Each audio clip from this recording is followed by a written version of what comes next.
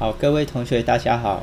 那我们目前的赛车专案已经制作完成大部分的程式功能了。那我们已经可以设定2台车让它一起游玩了，这样子。好，那接下来呢，我们需要为我们的游戏加入一些音效与音乐。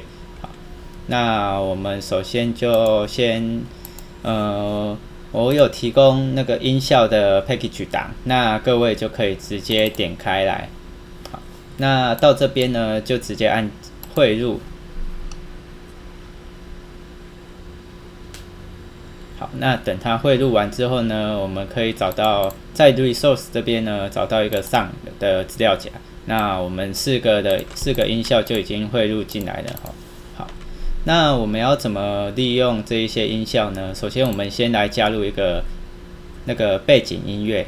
好，那我们首先创建一个空的物件，那把它改成音效，重置一下。好，那再新增一个空物件在底下，那就把它称作 BGM。那 BGM 的做法比较简单，我们就直接把 BGM 拖上去。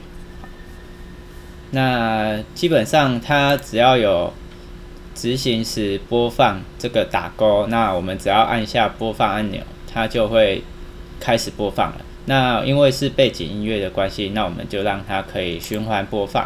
好，那我们来试试看效果。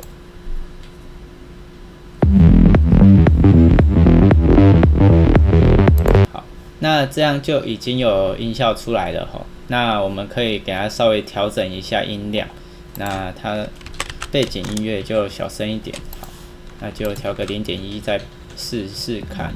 好，那如果你在测试的时候想要静音的话，可以按下这个按钮，就可以直接静音了。好 ，OK。